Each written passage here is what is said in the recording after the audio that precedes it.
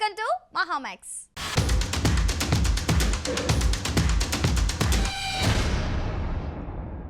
తెలంగాణలో cinema ticket రేట్లు పెంపుకు ఉత్తర్వులు జారీ చేయాలంటే 90 రోజుల ముందుగానే అనుమతులు ఇవ్వాలని రాష్ట్ర హోంశాఖను హైకోర్టు ఆదేశించింది. కోర్టు వద్దని చెప్పినా కానీ సంక్రాంతికి విడుదలైన కొన్ని సినిమాలకు టికెట్ రేట్లు పెంచుతూ మెమో ఇవ్వడంపై ఆగ్రహం వ్యక్తం చేసింది. మరి 90 రోజుల ముందుగా దరఖాస్తు అంటే కుదిరే పనేనా? ఒకవేళ అనుకున్న టైంకి రిలీజ్ కాకపోతే పరిస్థితి ఏంటి? డీటెయిల్గా చూద్దాం.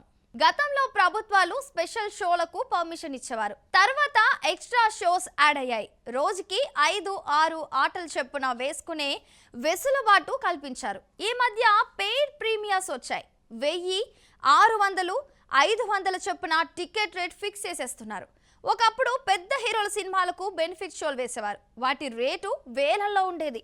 ఒక్కో చోట ఒక్కో రేటు ఉండడం వల్ల బ్లాక్ మార్కెటింగ్ దందా సాగేది. విజయవాడ లాంటి సిటీలో అయితే ఫస్ట్ 3 days కి ఒకేసారి అడ్వాన్స్ బుకింగ్ ఇచ్చేసేవాళ్ళు. తర్వాత సినిమా బడ్జెట్లు పెరిగాయంటూ ఓ వారం 10 రోజుల పాటు రేట్లు పెంచుకునేలా పర్మిషన్స్ ఇచ్చేవారు. మరోవైపు అమెరికాలో ముందుగా షోలు వేస్తే ఇక్కడ బొమ్మ పడేలోపే సోషల్ మీడియాలో వచ్చే రివ్యూ, రేటింగ్ లాంటివి సినిమా మీద తీవ్ర ప్రభావం చూపించేవి. దీన్ని దృష్టిలో పెట్టుకొని ముందు రోజు రాత్రి ప్రీమియర్ వేసే పద్ధతి తీసుకొచ్చారు.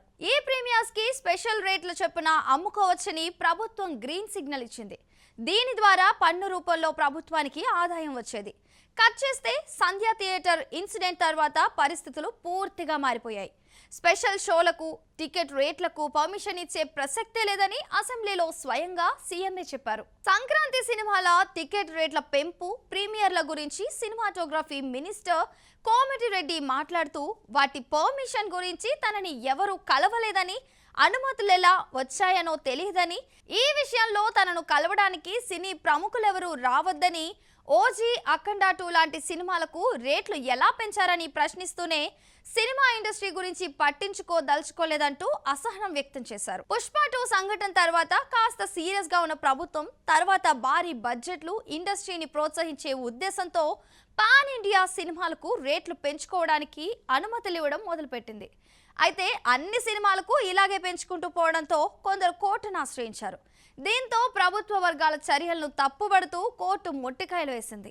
సంక్రాంతి సినిమాల విషయంలో ఈ రేట్ల పెంపు తారాస్థాయికి చేరింది. కోర్టు చెప్పినా వినకుండా రేట్లు పెంచారని petition దాఖలైంది.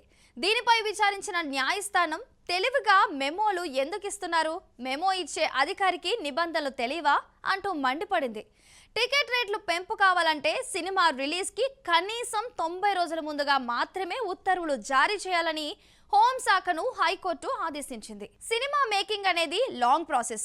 యాక్టర్ల dates, production cost, post production, reshoots, patch works, censor permission, మధ్యలో సినీ కార్మికుల సమ్మెలు, ఇలా రిలీజ్ దగ్గర పడ్డాక కూడా ఆగిపోయిన సినిమాలు చాలానే ఉన్నాయి. మరి ఇలాంటి పరిస్థితుల్లో రిలీజ్ కి 90 రోజుల ముందు దరఖాస్తు చేసుకోవడం, దానికి గవర్నమెంట్ పర్మిషన్ ఇవ్వడం, ఒకవేళ అనుకున్న డేట్ కి రిలీజ్ కాకపోతే పరిస్థితి ఏంటి?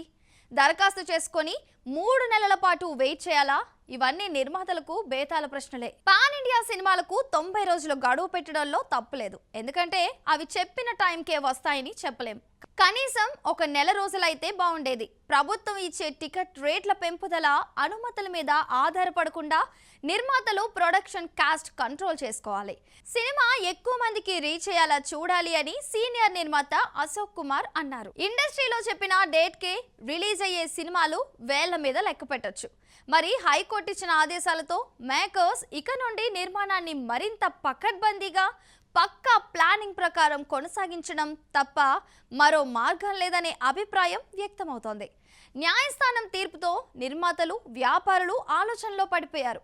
ఫైనల్ గా ఏం జరుగుతుందో చూడాలి మరి. సో చూసారు కదండి ఇవాల్టి సినిమా విశేషాలు. మరో ఎపిసోడ్ తో మళ్ళీ కలుద్దాం. అంతవరకు చూస్తూనే ఉండండి మహామాక్స్.